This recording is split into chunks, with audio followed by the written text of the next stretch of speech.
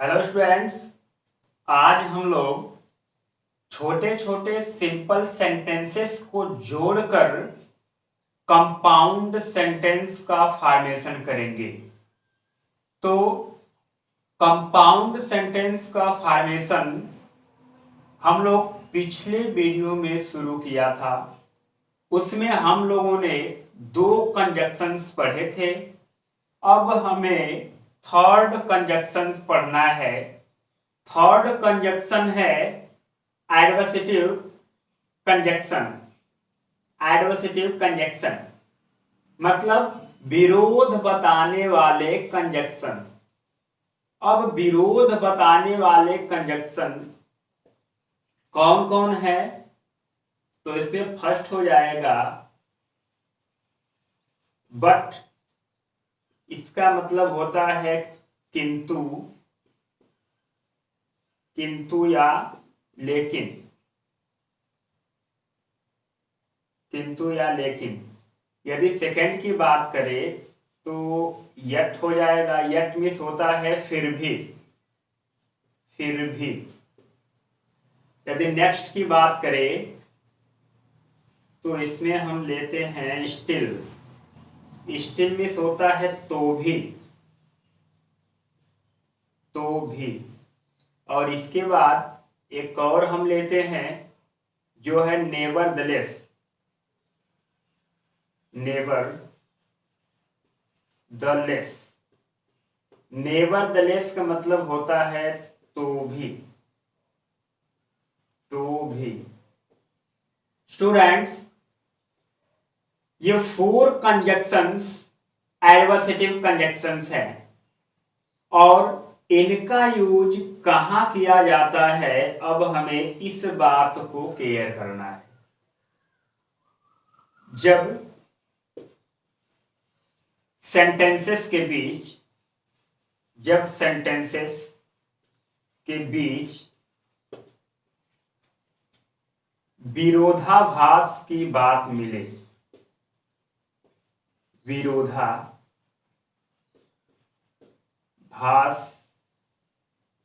विरोधाभास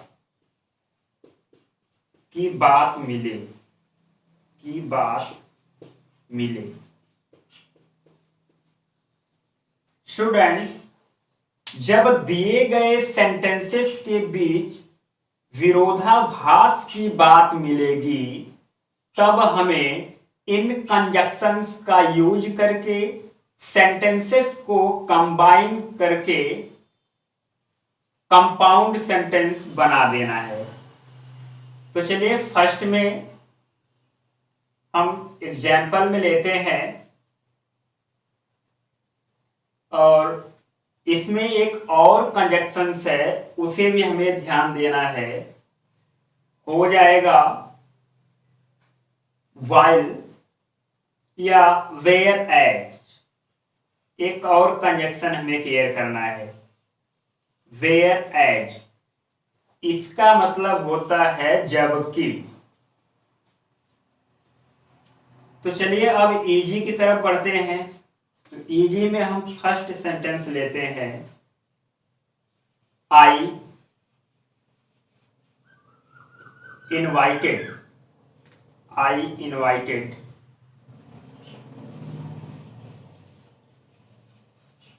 हर। Second sentence,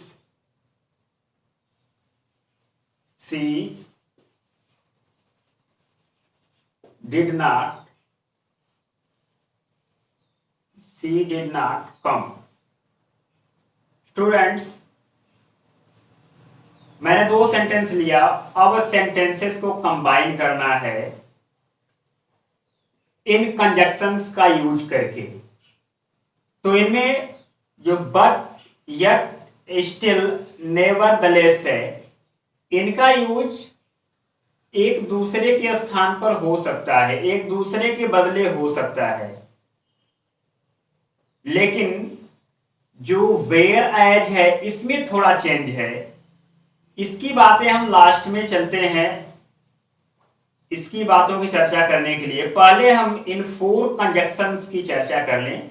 इनका use एक दूसरे के स्थान पे किया जा सकता है। इसलिए इस सेंटेंस को हम पहले जोड़ेंगे, तो पहले हम बट का यूज करके जोड़े। तो ऐसे सेंटेंसेस में देख लीजिए, एडवर्सेटिव कंजक्शन मतलब जब सेंटेंसेस के बीच विरोधाभास की बात मिले तब हम इनका यूज करते हैं।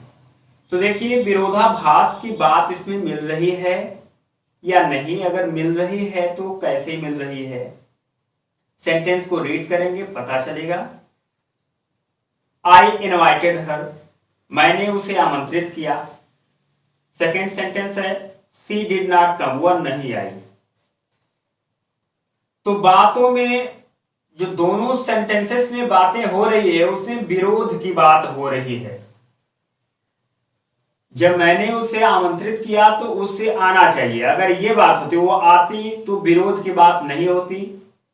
मैंने आमंत्रित किया, वह नहीं आई, मतलब विरोध की बात हो गई। यदि मैं कह दूं कि वह धनी है फिर भी कंजूस है, वह धनी है फिर भी कंजूस है। अब देखिए, धनी है, जो धनी होते हैं अक्सर अगर माना जाए मोरली तो उन्हें उदार होना चाहिए, उन्हें कंजूस नहीं होना चाहिए, लेकिन वो कंजूस है, वो धनी है फिर भी कंजूस है। तो दोनों सेंटेंसेस के बीच विरोधाभास की बात मिल रही है। ऐसे सेंटेंसेस में हम इन चारों कंजक्शंस में से किसी एक कंजक्शंस का यूज करके सेंटेंसेस को कंबाइन कर सकते हैं। तो कंबाइन फर्स्ट सेंटेंस जो हम लिए उसे हम करेंगे और देखेंगे कैसे किया जाता है। पहले हम फर्स्ट सेंटेंस इसमें लिख देते हैं, आई इनवाइटेड, आई इनवाइटेड हर। अब इसमें कुछ भी लगाइए, बट लगा दीजिए, but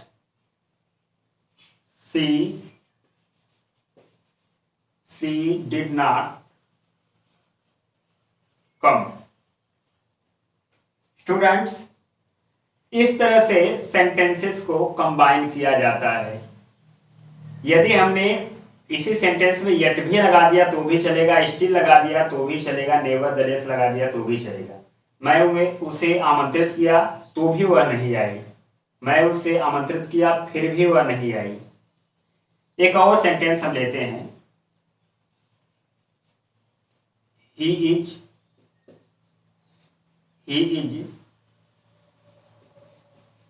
rich, he is माइजर। Students, अब इसे कंबाइन करना है। हमने दो सेंटेंस लिया, केयर करेगा इसमें भी इन चारों कंजक्शंस में से किसी का यूज कर सकते हैं। वह धनी है, वह फिर भी कंजूस है, फिर भी वह कंजूस है। वह धनी है तो भी वह कंजूस है, वह धनी है लेकिन वह कंजूस है, ऐसा कर सकते हैं। तो कंबाइन करते हैं, बहुत इजी है। फर्स्ट सेंटेंस पहले लिखें, ही इज रिच, इतना हो गया। अब यट लगा सकते हैं आप, बट लगा सकते हैं, स्टिल, नेवरदलेस, कुछ भी लगाइए, सेंस सेट होगा। सेकेंड सेंटेंस हम लिख दिए ऐसे, ही इज माइजर। स्टूडेंट्स, इस प्रकार इन 4 कंजक्शंस का यूज करके सेंटेंसेस को कंबाइन किया जाता है। अब बात आ गई वेयर एज की। इसका मतलब होता है जबकि। तो इसके लिए एक पॉइंट है, जब सेंटेंस में या सेंटेंसेस में कोई अपोजिट वर्ड आ जाए, दोनों सेंटेंसेस में अपोजिट वर्ड्स आ जाए, तो हम इसका यूज 99% कर सकते हैं। मतलब 99% चांसेस है वेयर एज का यूज करने का। तो चलिए इसके लिए भी हम देखते हैं, और ये हिंट हम ले लेते हैं। हिंट यही है कि जब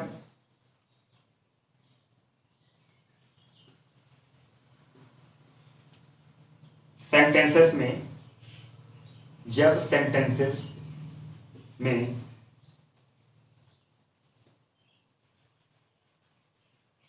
वर्ब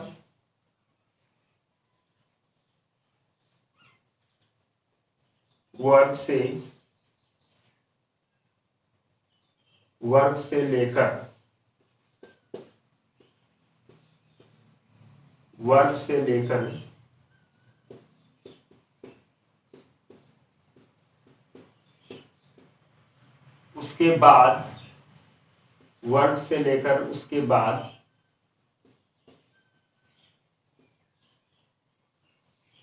कोई वर्ड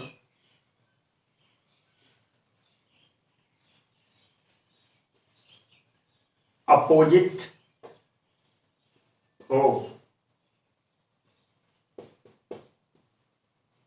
तो वेयर एज का यूज किया जा सकता है, किया जाता है। वेयर एज का यूज किया जाता है। स्टूडेंट्स, पॉइंट है, जब सेंटेंसेस में वर्ब से लेकर उसके बाद कोई वर्ड, मतलब वर्ब भी और उसके बाद एडजेक्टिव आए, नाउन आए, कुछ भी आए, इस तरह के सब जो आते हैं, वर्ब भी हो सकता है अपोजिट, उसके बाद जो एडजेक्टिव आएगा, नाउन आएगा, या फिर एडवर्ब भी जो आ सकता है वर्ब के बाद, वो भी अगर अपोजिट हो तो आप मान लीजिए वहां आपको वेयर एज का यूज करना है। सब्जेक्ट की बातें छोड़ दीजिए, सब्जेक्ट अपोजिट हो या ना हो उसकी बात नहीं है। तो इस तरह का सेंटेंस यदि हम इजी की तरफ बढ़ते हैं तो क्या होगा, कोई भी सेंटेंस हम ले रहे हैं, से हमने ले लिया Mohan is poor, Mohan is poor. यहां हमने सेकंड सेंटेंस लिया है, हिज ब्रदर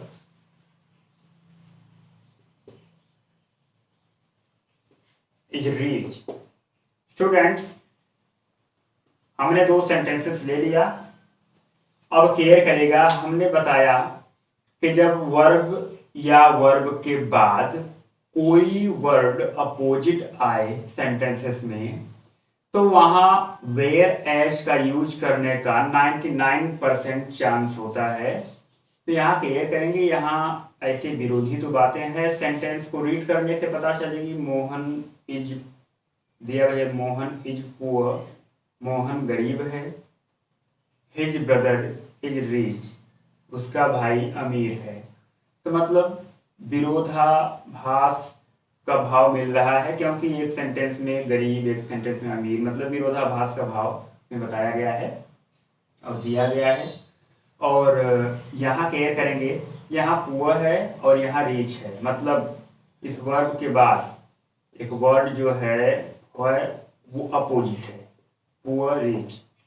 इसलिए हमने बताया कि वर्ब या वर्ब के बाद कोई भी वर्ड, चाहे वर्ब हो, चाहे नाउन हो, एडजेक्टिव हो, कुछ भी जो आता है, जो एडवर्ब हो, कुछ भी हो, ऐसा सब जो अपोजिट होता है तब ज्यादा चांसेस होते हैं वेयर एज का यूज करने का। तो यहाँ वेयर एज यूज करेंगे। सेंटेंस कंबाइन करना है, पहले फर्स्ट वाला सेंटेंस हम लिखेंगे, Mohan is poor, Mohan is poor. अब कंजक्शन लगा दीजिए, whereas his brother, whereas his brother is rich। Students, इस प्रकार whereas का यूज करके सेंटेंसेस को कंबाइन किया जाता है और ये कंजक्शन कंप्लीट हो गया। अब हमें नेक्स्ट कंजक्शन को स्टडी करना है। नेक्स्ट कंजक्शन फोर्थ कंजक्शन है और ये होता है illative conjunction. Illative conjunction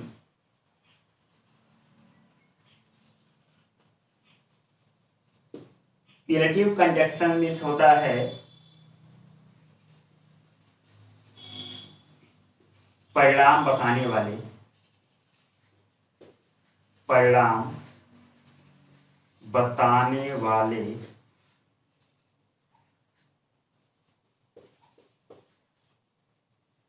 conjunctions. Illative conjunction का मतलब होता है परिणाम बताने वाले कंजक्शन।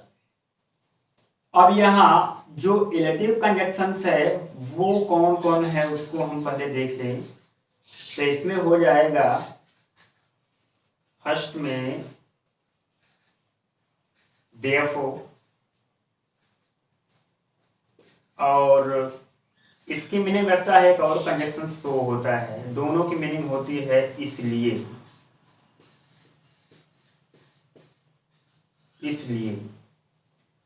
सेकेंड में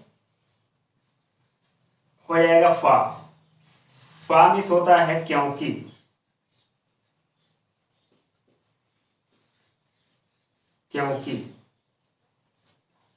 अब बात रह गई कि इनका यूज कब और कहां किया जाता है। तो इसमें पॉइंट्स होगी जब एक सेंटेंस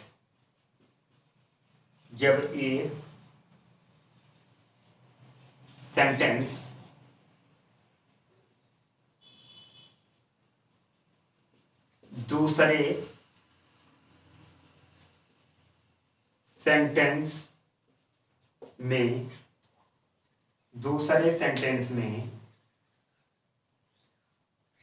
जब एक सेंटेंस दूसरे सेंटेंस में होने वाले कार्य का परिणाम बताए।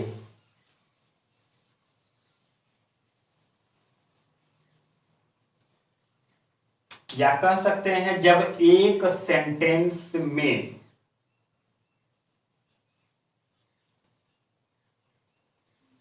ऐसे ही लेते हैं, जब एक सेंटेंस दूसरे सेंटेंस में होने वाले कार्य का परिणाम दिखाए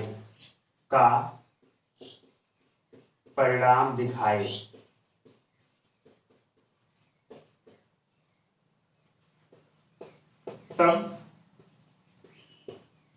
इनका यूज किया जाता है। स्टूडेंट्स बहुत इजी पॉइंट्स है। पॉइंट क्या है, जब एक सेंटेंस दूसरे सेंटेंस में होने वाले कार्य का परिणाम दिखाए तो इनका यूज किया जाता है। मतलब ये 3 कंजक्शंस हैं, इनका यूज करके सेंटेंसेस को कंबाइन किया जाता है। और चलते हैं इजी की तरफ। तो इजी में हम सेंटेंस लेने जा रहे हैं। He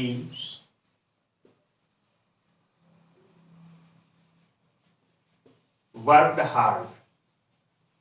He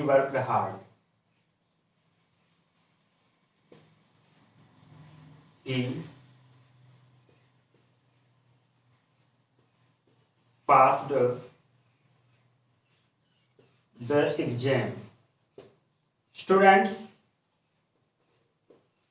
केयर करेंगे, हमने 2 सेंटेंस लिया इजी में और इन सेंटेंसेस को कंबाइन करना है इलेटिव कंजक्शंस का यूज करके। इलेटिव कंजक्शंस में 3 कंजक्शंस है जो 2 का मीनिंग सेम है, मतलब एक दूसरे के स्थान पर इनका यूज किया जा सकता है। और डिफरेंस है, लेकिन आप लोगों को इतना देखना नहीं है इसमें डिफरेंस क्या है। आप लोग एक दूसरे के स्थान पे इसका यूज करिए, क्योंकि आप लोगों के लिए ऐसा ही सेंटेंस आएगा एग्जामिनेशन में। और नेक्स्ट बातें हैं, नेक्स्ट कंजक्शन है फार मिस होता है क्योंकि। तो यहां हम इन कंजक्शंस जो सेंटेंसेस है, सेंटेंसेस में हम देख ले कि मतलब एक सेंटेंस में जो कार्य हो रहा है दूसरे में उसका परिणाम है या नहीं, ऐसी बात होगी तो हमें इनका यूज करके सेंटेंसेस को कंबाइन करना है। केयर करेंगे पहले सेंटेंस में क्या कार्य हो रहा है, दूसरे में उसका परिणाम क्या हुआ। परिणाम की बात हो रही है कि नहीं, दिया है ही वर्कड हार्ड, वह कठिन परिश्रम किया। अब दूसरे में देखिए इस कार्य का परिणाम है ही पास्ड द एग्जाम, वह परीक्षा पास किया। वह कठिन परिश्रम किया, जो कार्य वह किया वही उसका परिणाम क्या निकला कि वह परीक्षा पास किया। तो एक सेंटेंस में जो कार्य हो रहा है उसका परिणाम दूसरे सेंटेंस में मिले तो हम इनका यूज करके सेंटेंसेस को कंबाइन करते हैं। चलिए अब कंबाइन करते हैं सेंटेंस को। तो फर्स्ट वाला हम सेंटेंस इस तरह से लिखे, जो कार्य वाला सेंटेंस है जिसमें कार्य हो रहा है, तो he worked hard, he worked hard, इतना हो गया। अब आप देयरफॉर या सो दोनों में से कोई कंजक्शन लगा सकते हैं यहां, केवल इन्हीं दोनों में से देयरफॉर या सो। उसके बाद हम बताएंगे जो थर्ड वाला उसके विषय में, सेकेंड जो है। तो इसमें हो जाएगा सो आप लगा सकते हैं यहां, सो या therefore. He worked hard, so he passed the exam, he passed the exam। Students इस प्रकार सो या देयरफॉर का यूज करके सेंटेंसेस को कंबाइन कर दिया जाता है। अब हम इसमें जो नेक्स्ट कंजक्शन है फॉर की ओर चलते हैं। फॉर मिस होता है क्योंकि, तो ये भी बहुत इजी है, बस आपको मीनिंग समझना है इसका यूज करने के लिए। जब आप परिणाम वाला सेंटेंस पहले लिखते हैं तो उसके बाद फॉर लगाकर ये जो सेंटेंस है पहला उसे हम लिख देंगे। मतलब यदि आपको फॉर का यूज करना है तो परिणाम दिखाने वाला सेंटेंस हम पहले लिखेंगे। एग्जाम्पल में हम इसी को हम चेंज करते हैं, कंबाइन करते हैं। तो इसमें हम पहले हम रिजल्ट वाला सेंटेंस लिख दें जो रिजल्ट दिखा रहा है, क्योंकि हम फार का यूज करेंगे, फार का यूज करेंगे इसलिए हम रिजल्ट वाला सेंटेंस पहले लिखेंगे। तो हो जाएगा ही पास्ड द एग्जाम। अब यहां हम लगा सकते हैं फॉर। अब ये फर्स्ट वाला सेंटेंस हम लिख दें, ही वर्कड हार्ड, वह परीक्षा पास किया क्योंकि वह कठिन परिश्रम किया था। स्टूडेंट्स इस प्रकार रिलेटिव कंजक्शंस का यूज करके सेंटेंसेस को कंबाइन किया जाता है। और एडवर्सेटिव कंजक्शन और रिलेटिव कंजक्शन ये दोनों बहुत ही इजी है इसलिए। और यहाँ कंपाउंड सेंटेंस का फॉर्मेशन हम लोगों ने सीखा और कंपाउंड सेंटेंस बनाने की सभी विधियों को हम लोग जान गए। अब हमें नेक्स्ट वीडियो में सीखना है कॉम्प्लेक्स सेंटेंस का फॉर्मेशन करना। तो यहाँ कंपाउंड सेंटेंस भी फिनिश हो गया। अब हम नेक्स्ट वीडियो में कॉम्प्लेक्स सेंटेंस जानेंगे और उसे कैसे फॉर्म किया जाता है यह बात जानेंगे। आज के लिए इतना काफ़ी है, तो मिलते हैं नेक्स्ट वीडियो में।